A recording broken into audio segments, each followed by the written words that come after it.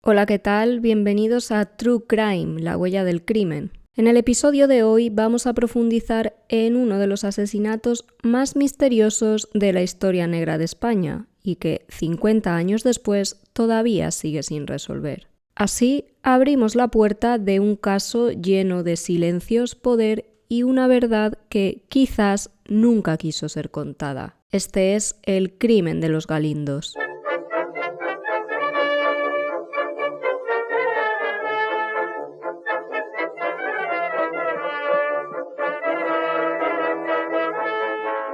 Viajamos hasta el día 22 de julio de 1975 y nos situamos en una finca agrícola llamada Los Galindos, en Paradas, un pequeño pueblo a apenas unos 50 kilómetros de Sevilla. Aquella calurosa tarde de verano, 5 personas aparecieron brutalmente asesinadas. La finca en cuestión era una de las más grandes de la zona, con alrededor de 400 hectáreas dedicadas al cultivo. Podemos decir que era el cortijo típico andaluz, con campos de cereal y un buen grupo de trabajadores dedicados exclusivamente al cuidado de aquellas tierras. La dueña era María de las Mercedes Delgado y Durán, quien estaba casada con José Luis Fernández de Córdoba y Topete, marqués de Grañina, un hombre que será protagonista de la negra historia que se escribió en aquel lugar.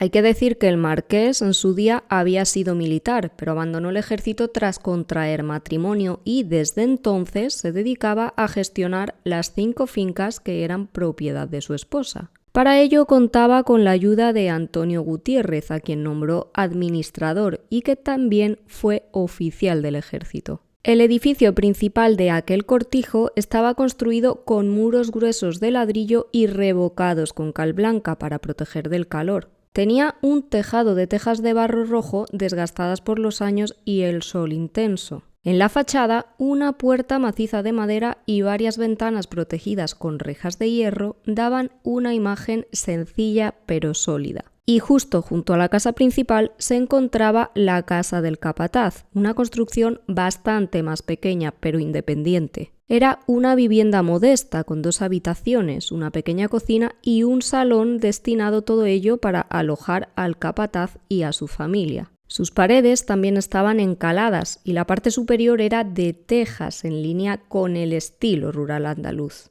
Esta vivienda tenía un pequeño porche y un patio trasero donde la persona que residía allí solía guardar herramientas menores y algunos enseres que usaba en su día a día. La casa del capataz, a pesar de su sencillez, tenía cierta separación del resto del cortijo, lo que le daba cierto aire de autonomía dentro de la finca. Prestad especial atención a esta estancia porque será realmente importante en esta historia. Rodeando los Galindos había caminos de tierra y algunos árboles dispersos. Almendros y algarrobos aportaban sombra y algo de frescura al dicho ambiente rural. Un pozo abastecía de agua tanto a la casa principal como a la del capataz, a lo que habría que sumar los establos y cobertizos que se usaban para guardar maquinaria y para cobijar animales. Aquel 22 de julio de 1975 fue una jornada como cualquier otra para los trabajadores de los Galindos, pero el día se tiñó de negro cuando, pasado el mediodía, los jornaleros apreciaron un denso humo negro que parecía provenir del cortijo. Lo que más le llamó la atención fue el silencio que reinaba en los Galindos. Le dio la sensación de que allí no había absolutamente nadie y eso no era normal. Entró al recinto y se dirigió hacia la parte trasera del cortijo, al cobertizo en el que se encontraba la empacadora de paja, que no podía utilizarse en aquellos momentos porque una de sus piezas, dicho sea de paso, estaba estropeada. Fenet y el resto de trabajadores que fueron hasta allí se percataron de que había un fuerte olor a gasolina mezclado con otro hedor nauseabundo que nadie supo definir. Pese al fuego no había señales de vida, ni gritos, ni gente tratando de acabar con las llamas. La quietud era extraña y el ambiente denso. Alarmado, Fenet fue hacia la casa del capataz, situada a pocos metros de la vivienda principal. Manuel Zapata, de 59 años, y su mujer, Juana Martín, de 53, debían estar allí, sin duda. Sin embargo, se paró de golpe en cuanto vio un reguero de sangre en el umbral de la puerta. El miedo le hizo salir corriendo de allí, al grito de ¡Sangre y fuego en los Galindos! Mientras los jornaleros que acudieron hasta el cortijo trataban de apagar las llamas, Fenet salió en busca de ayuda junto a otro trabajador, Antonio Escobar, y juntos acudieron hasta el cuartel de la Guardia Civil. Tras escuchar lo que los atemorizados jornaleros relataron, la benemérita se personó inmediatamente en el lugar de los hechos. El cabo comandante Raúl Fernández se temió lo peor en cuanto vio un reguero rojo en el suelo que conducía hasta la casa del capataz y una huella de una mano ensangrentada en la misma puerta. Para poder acceder a aquella estancia tuvieron que romper el candado y allí se encontraron una escena que no olvidarían jamás. Tras conseguir abrir, una perra salió del interior llena de sangre, llorando. Era la mascota del capataz. Dentro de la vivienda encontraron el suelo lleno de sangre, como si hubieran arrastrado un cuerpo. En otra de las habitaciones, que también estaba cerrada con llave en este caso, encontraron a Juana Martín, la esposa del capataz, en el hueco entre dos camas, con el rostro totalmente desfigurado debido a los golpes que había recibido en la cabeza. En una de las camas hallaron los agentes un pajarito, una pieza de la empacadora que, como os he dicho anteriormente, en aquellos momentos no se podía utilizar porque se había roto precisamente esa pieza. Para la Guardia Civil, aquella debía ser el arma de aquel terrible crimen. ¿Quién podía haberle quitado la vida de esa manera a Juana y por qué? Esa fue la primera pregunta que se hizo la benemérita, aunque lamentablemente se harían bastantes más aquel día. Los agentes dieron parte al juzgado de Marchena para que se desplazaran hasta allí el forense y el juez, pero había un problema. No había agente judicial ni médico. Por suerte, Pepe Zapico, que era oficial del juzgado de Écija, estaba en la zona de vacaciones y se movió rápido para resolver el problema. Localizó a un médico, Alejandro, y le pidió que le acompañara hasta el cortijo. El doctor no fue solo, sino que decidió llevarse consigo a su hijo, Ildefonso Arzenegui, pues este estaba estudiando medicina y creía que le podría ayudar en caso de que le hiciera falta. Para entonces habían dado ya más de las 8 de la tarde en el cortijo. En ese momento la Guardia Civil se había hecho más o menos una idea de lo que allí había pasado.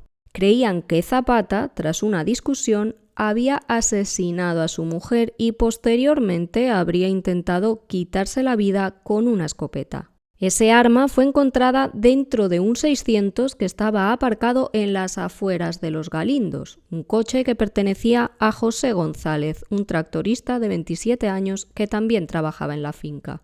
Pese a que la escopeta estaba en el vehículo de este hombre, fue identificada como el arma de Zapata sin lugar a dudas, y es que tenía un defecto único. Uno de los cañones estaba averiado. ¿Pero dónde estaba entonces Zapata? Para la Guardia Civil, alguien debió verlo herido, tras supuestamente intentar quitarse la vida, y lo habría trasladado hasta un hospital. En aquel momento os recuerdo que no se sabía absolutamente nada del capataz. Y, mientras tanto, el cortijo siguió llenándose de gente, un sinfín de personas que iban y venían contaminando la escena del crimen, mientras Zapico y el doctor Alejandro tomaban notas sobre el estado en el que se encontraba el cuerpo de Juana. El hijo del médico, Ildefonso Arzenegui, aprovechó para dar una vuelta por el cortijo y llegó hasta el cobertizo, donde encontró una pila de paja ardiendo. En lo más alto descubrió lo que le pareció una caña, pero cuando se fijó en aquello, empezó a darse cuenta de que estaba ante un hueso humano. Los jornaleros que estaban en la zona escucharon a Ildefonso y trataron de averiguar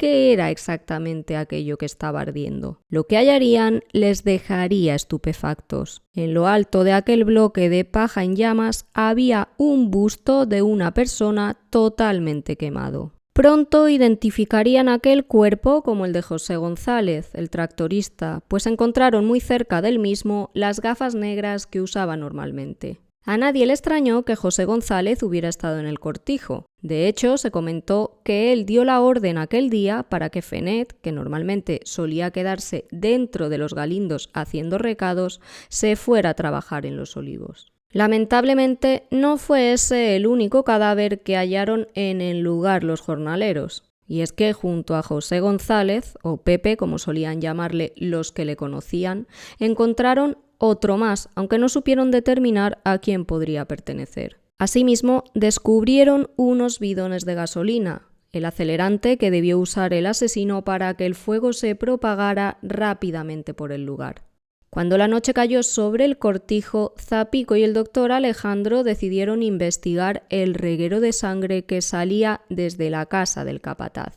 Vieron que el rastro se detenía en un camino, junto a un árbol. Allí pudieron apreciar lo que les pareció paja apilada, como si alguien la hubiera amontonado allí. Debajo de aquello encontraron otro cuerpo que resultó ser Ramón Parrilla, de 39 años, otro tractorista del cortijo. El cadáver presentaba un gran número de impactos de bala tanto en los brazos como en el cuello y el pecho. A medida que pasaban las horas, la tensión iba en aumento. ¿Cuántos cuerpos iban a encontrarse en Los Galindos? ¿Qué había ocurrido allí? Y, como es lógico, con el paso del tiempo comenzaron los rumores. En Paradas apuntaron que José González no fue solo al cortijo aquella mañana. En aquella ocasión le había acompañado su mujer, Asunción Peralta, de 33 años. Pepe fue a recogerla a casa en su 600 y desde allí pusieron rumbo a Los Galindos. Si recordáis, uno de los cadáveres encontrados, el que estaba junto a Pepe carbonizado, no se pudo identificar. Los allí presentes, con la historia que estaba circulando, comenzaron a pensar que aquel cuerpo debía ser el de Asunción, la mujer de José.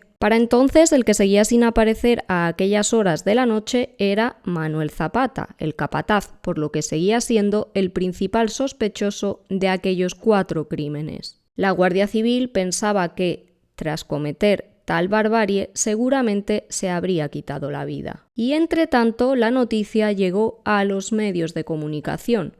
Hasta Los Galindos se desplazó Televisión Española. Si antes ya hemos dicho que la escena del crimen se contaminó, la cosa se iría de las manos con la presencia de la prensa en el cortijo. Como sabéis, en aquellos tiempos era habitual que se tomaran fotografías de los escenarios del crimen, y así ocurrió también en esta ocasión. Los periodistas se tomaron la licencia de mover los objetos a su antojo, tratando de evitar que se vieran ciertas cosas en las imágenes y, a la vez, provocando aún más caos, si cabe, en aquella incipiente investigación. También acudieron hasta el lugar de los hechos horas más tarde el marqués y su esposa. Primero llegó ella y después él, acompañado del administrador. José Luis Fernández de Córdoba fue más tarde, ya que venía desde Málaga, donde asistió al funeral de uno de sus familiares. Bien entrada la noche, los 4 cuerpos fueron trasladados al cementerio, pero aquí no acabaría la historia. El marqués de Grañina, que como hemos dicho tenía pasado militar, exigió a la Guardia Civil pasar la noche en el cortijo. ¿Quién en su sano juicio querría dormir allí sabiendo lo que había pasado unas horas atrás? Os estaréis preguntando. Pues bien, el marqués obligó a todos a marcharse, incluidos los agentes que acataron la orden advirtiéndole de que tuviera cuidado, pues aunque creían que Zapata se habría quitado la vida, bien podría resultar que aún estuviera por la zona y decidiera regresar. A la mañana siguiente, Zapico y el doctor Alejandro regresaron para hacer un reportaje fotográfico, aunque ya era demasiado tarde. Por la escena del crimen habían pasado un sinfín de personas y, quien más quien menos, había contribuido a que aquello no se pareciera en nada al escenario real. Mientras tanto, la Benemérita empezó a preguntar a los que pasaron por Los Galindos qué pudo pasar aquella fatídica mañana. Pronto se enteraron de que el administrador, Antonio Gutiérrez, pasó por allí, algo que no era habitual. Aseguró que vio a Fenet, que cruzó unas palabras con Juana y que no supo nada de Zapata. La Guardia Civil interrogó también al marqués, pero por su posición contestó simplemente a las preguntas que veía oportunas, descartando aquellas que no eran de su agrado. Más problemas para una investigación ya de por sí complicada. Tras hablar con los trabajadores, los agentes reconstruyeron lo que ocurrió ese 22 de julio. A Fenet, que normalmente se quedaba en el cortijo haciendo recados, se le envió en aquella ocasión a Los Olivos a eso de las 12 del mediodía, junto a otros jornaleros. En algún momento de la jornada, Parrilla fue a repostar agua a un pozo cercano, porque el de los Galindos estaba seco. A las 3:30, un testigo apuntó que vio salir de allí un vehículo oscuro a gran velocidad, con dirección a Sevilla, aunque no pudo precisar quién lo conducía.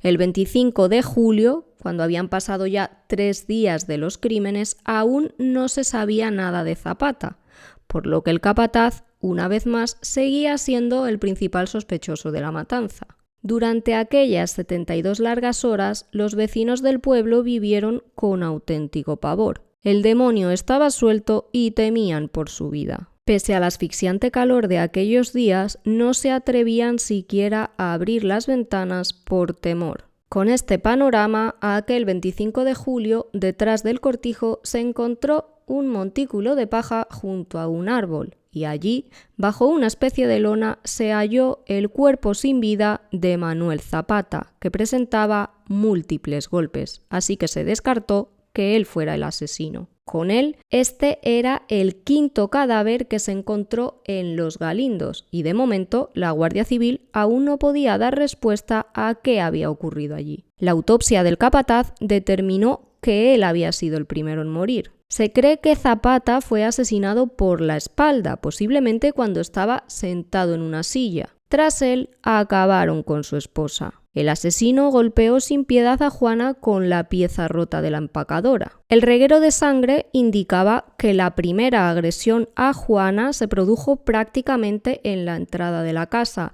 y desde ahí fue arrastrada a uno de los dormitorios, donde fue encontrada finalmente con el rostro desfigurado, tendido entre las dos camas. Cronológicamente parece que el siguiente en ser asesinado fue Ramón Parrilla, que como hemos indicado murió tiroteado, aunque se defendió con todo, así se deduce por el gran número de impactos de bala que tenía en ambos brazos. La teoría de la Benemérita es que, tras repostar agua, el hombre acudió al cortijo y allí se encontró con el asesino o asesinos, que seguramente ya habían acabado con la vida de Zapata y su mujer. Vio algo que no debía y, por ese motivo, corrió la misma suerte que la pareja. El criminal disparó en la sala de máquinas a Parrilla, que se protegió con las manos tratando de evitar su fatal final.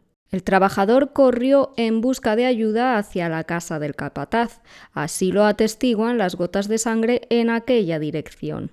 Golpeó la puerta tratando de abrir y dejando su huella ensangrentada en la misma, pero al no conseguirlo decidió salir del cortijo. Allí recibió un disparo en la espalda que le hizo caer y fue rematado ya en el suelo. Su agresor o agresores se encargaron de esconder su cuerpo junto a un camino, utilizando paja para ello. Los últimos en ser asesinados fueron, por tanto, José y Asunción, que en un primer momento no se pudo determinar la causa de su muerte porque estaban totalmente carbonizados. Lo que sí pudieron apreciar en el cadáver del hombre es que llevaba un cinturón de cartuchos anudado a la cintura, otro nuevo dato para la investigación. Entramos ya en agosto y en ese momento la Guardia Civil realizó el primer informe sobre lo que supuestamente había ocurrido en Los Galindos. La Benemérita descartó que el marqués de Grañina o su administrador tuvieran nada que ver con los hechos y confirmó que Zapata tampoco podía ser el autor, pues se pudo determinar que murió golpeado por el pajarito al igual que su mujer.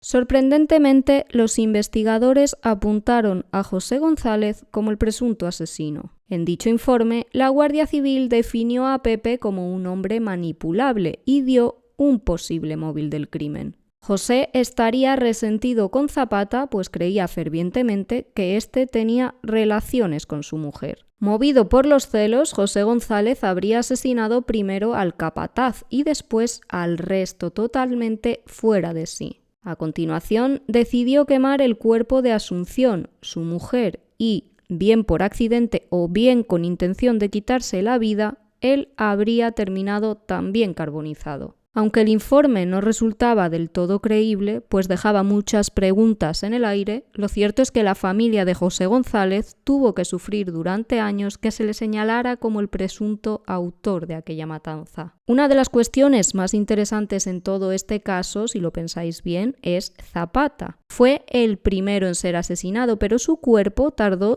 3 días en aparecer. ¿Cómo es esto posible si la benemérita estuvo en el cortijo inspeccionando el terreno? Su cuerpo se halló a medio vestir, lo que confirmaría la teoría de que estaba sentado en una silla vistiéndose para empezar el día cuando fue asesinado a golpes por la espalda. Es más, su cuerpo presentaba livideces cadavéricas en la pantorrilla y el muslo, lo que sugiere que podría estar atándose los cordones con las piernas cruzadas en el momento en el que comenzó el brutal ataque. Para que esas marcas en el cuerpo se formaran, el cadáver tuvo que estar durante bastante tiempo en esa posición. Sin embargo, el informe de la Guardia Civil sostenía que Zapata no se movió del lugar y que había estado siempre allí, oculto en el montón de paja. ¿Era esto posible? Desde luego, parece poco probable, teniendo en cuenta que aquel lugar se peinó en diversas ocasiones en busca del capataz, ya fuera vivo o muerto. Otro detalle que apuntaría a la posibilidad de que su cuerpo se colocara allí días después de su muerte es el reloj automático que portaba Zapata y que se cargaba automáticamente cuando movía el brazo. La Guardia Civil pudo comprobar que el sistema hacía que se detuviera tras 30 horas sin movimiento y el reloj se había quedado parado a las 5 de la mañana del 25 de julio, lo cual indicaría que se habría movido algo más de un día antes, es decir,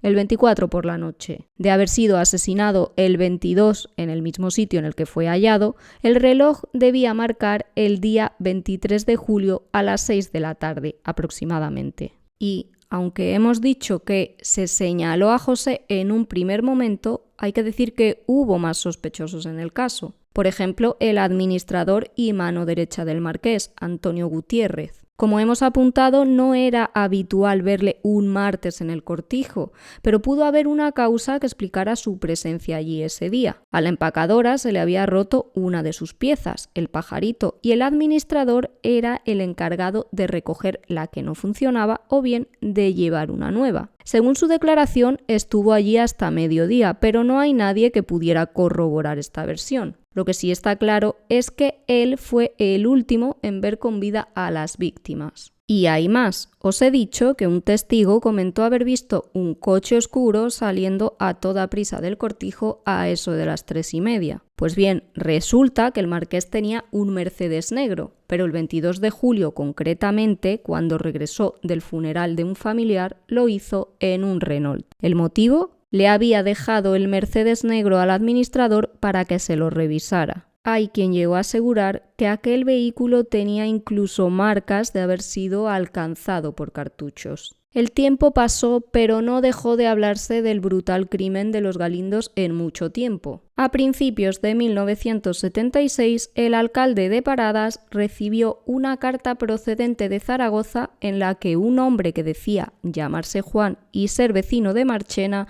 se autoinculpaba por los horribles asesinatos. Aseguraba que él y otra persona más habían sido los autores de la masacre. Explicaba que mandaba esa carta para evitar que un inocente como lo era José viera su nombre manchado por algo que no había hecho. En esa misiva, el supuesto Juan aseguraba que el objetivo era matar a Zapata y que supuestamente fue la persona quien le contrató el encargado de asesinar al capataz. Ese mismo hombre le habría obligado a asesinar después a Juana y juntos la trasladaron hasta el dormitorio. Posteriormente, por casualidad, vieron a Parrilla y decidieron que también tenían que acabar con su vida. Le esperaron y cuando se bajó del tractor le dispararon a quemarropa. A continuación vieron acercarse un 600, el coche de José, y en él iba además su esposa Asunción. Para la presencia allí de esa mujer, el supuesto Juan también daba una explicación,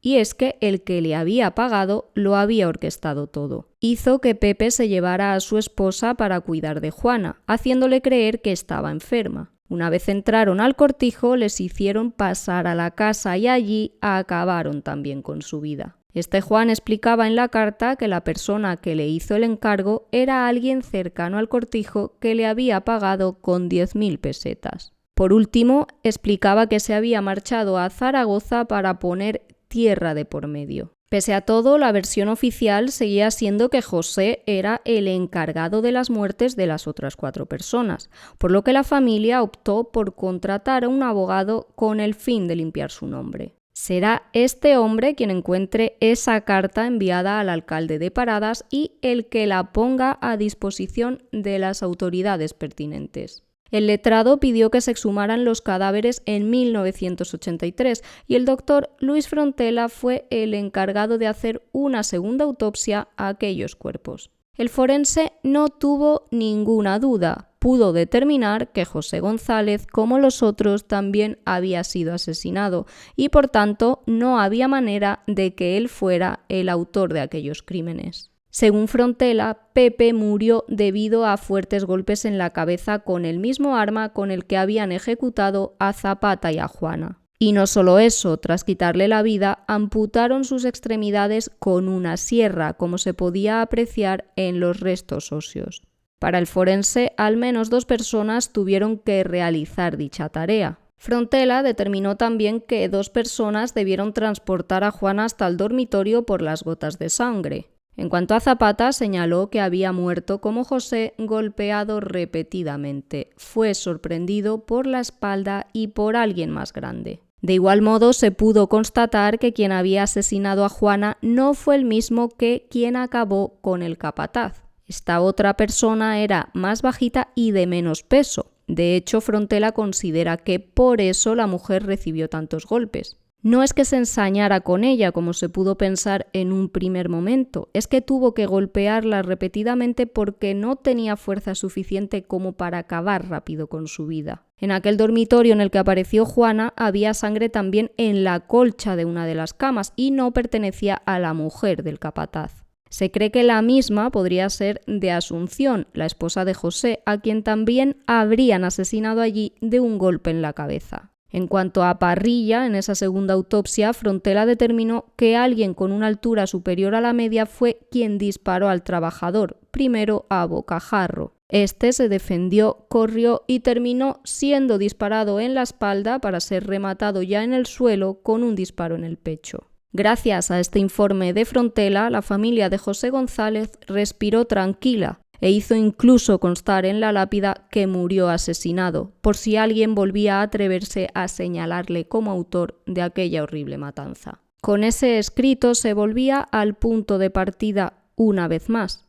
Si ninguno de los fallecidos había iniciado aquella ola de violencia, ¿quién entonces había matado a aquellas 5 personas en Los Galindos? A lo largo del tiempo se han apuntado a distintas hipótesis. Por ejemplo, se habló de la posible implicación de una dotación de legionarios que iban a hacer noche cerca del cortijo. Nada, sin embargo, hacía indicar que esto fuera lo que ocurrió. Otra de las hipótesis más extendidas apunta a que el marqués y el administrador estaban cometiendo desfalco. Supuestamente no vendían todo el trigo al Servicio Nacional de Productos Agrarios, sino que se quedaban con una parte para venderlo por otras vías y al precio que les parecía. Los que creen en esta teoría sostienen que en algún momento el capataz, Zapata, se enteró de todo y quiso poner al tanto de lo ocurrido al padre de María Mercedes Delgado y Durán, que estaba enfermo y por este motivo había dejado que su hija gestionara las tierras. El capataz, de hecho, quiso viajar hasta Sevilla personalmente, pero el administrador Antonio Gutiérrez se enteró y, presuntamente, habría contratado a alguien para acabar con su vida. En 2019, Juan Mateo Fernández de Córdoba, uno de los hijos del marqués, desmintió en su libro El crimen de los Galindos, toda la verdad,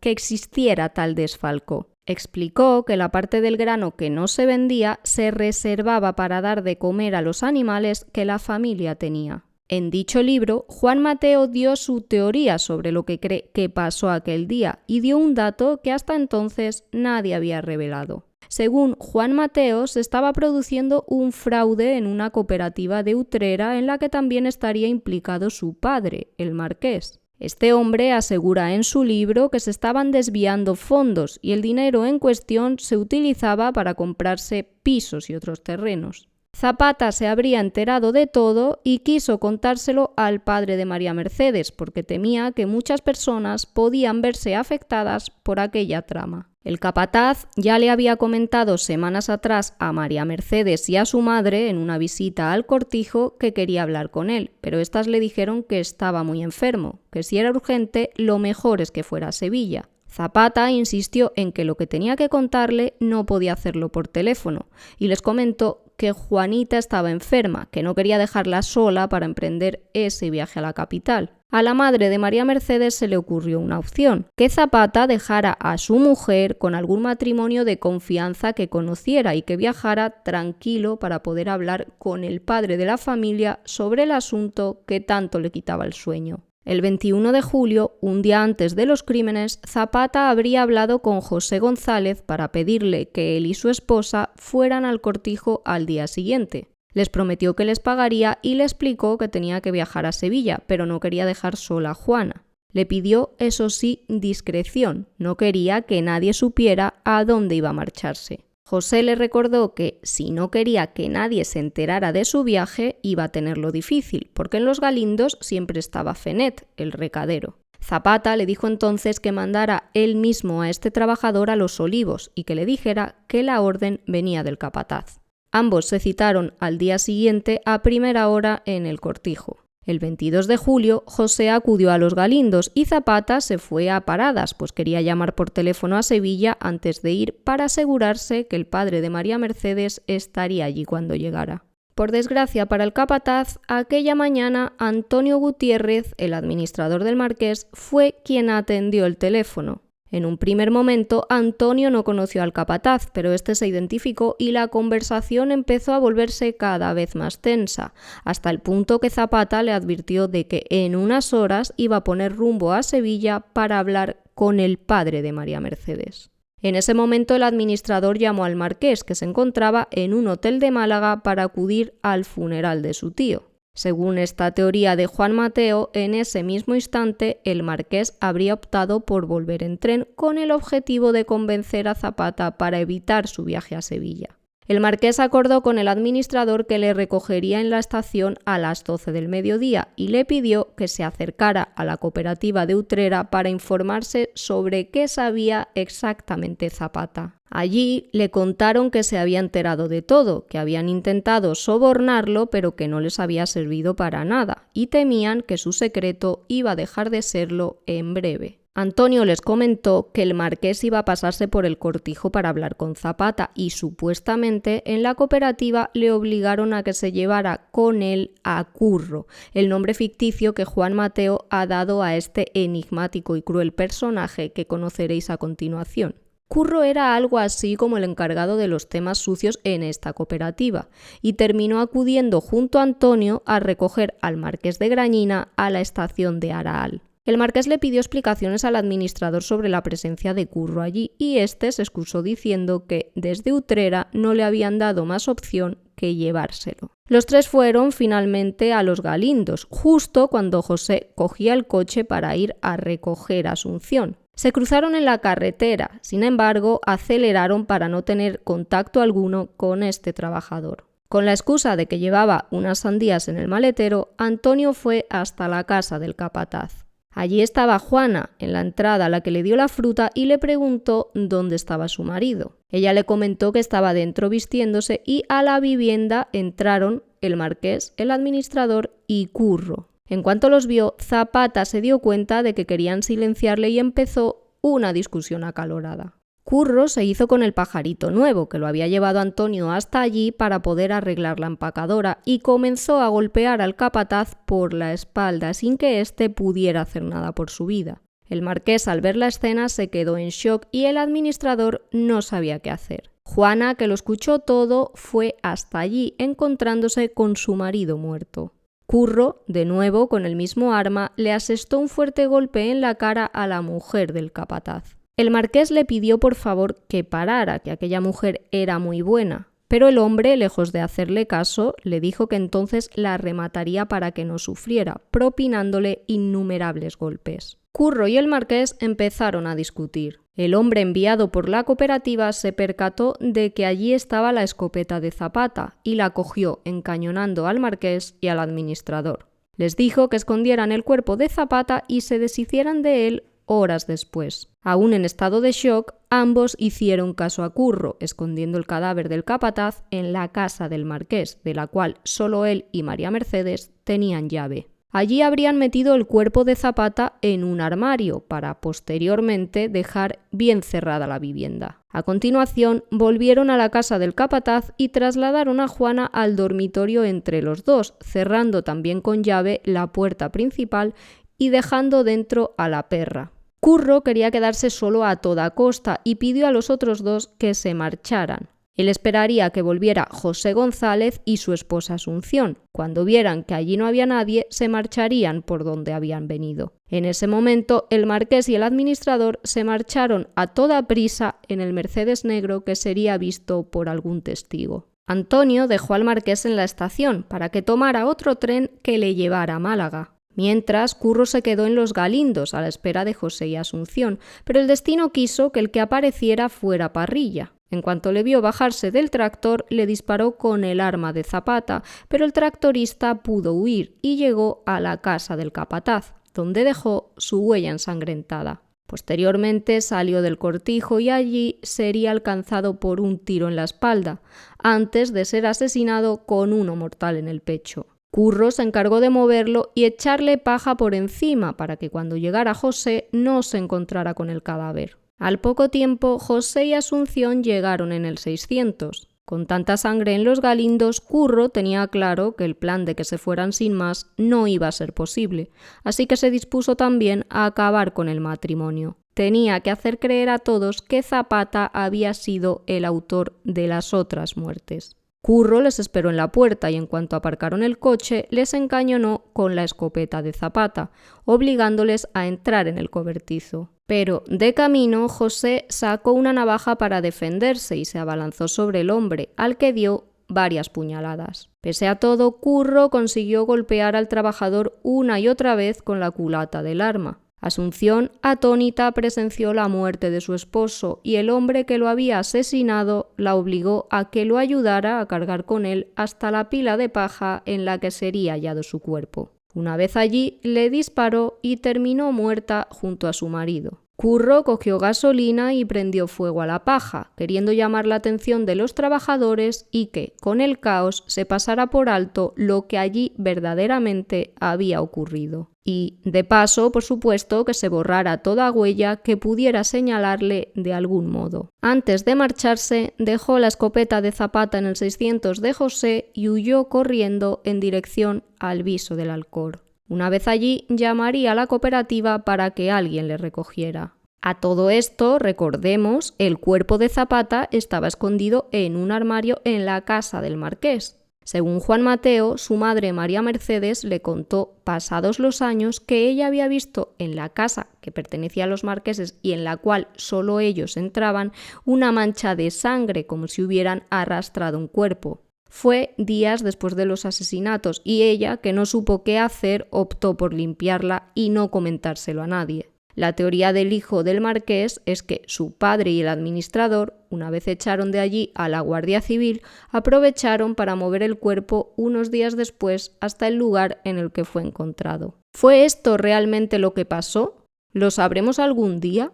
Lo cierto es que el caso prescribió en 1995 y nadie ha cumplido condena por tan viles crímenes. 50 años después de aquellos asesinatos, el cortijo se llama ahora Nuestra Señora de las Mercedes, pero hay algo que no ha cambiado, la oscuridad en torno a este tema. Hay que decir que el sumario del caso, que tenía más de 1000 folios, lleva en paradero desconocido desde 2014, cuando se derrumbó el techo del juzgado de Marchena en el que reposaba. Por todo esto y mucho más, el caso de Los Galindos sigue siendo uno de los crímenes más enigmáticos y perturbadores de la historia de España. A pesar de las investigaciones realizadas y las múltiples teorías formuladas, nunca se logró esclarecer del todo lo ocurrido aquella tarde del 22 de julio de 1975, ni se identificó oficialmente al autor o autores del quíntuple asesinato. La brutalidad de los hechos, el silencio de algunos testigos clave y las posibles irregularidades en la investigación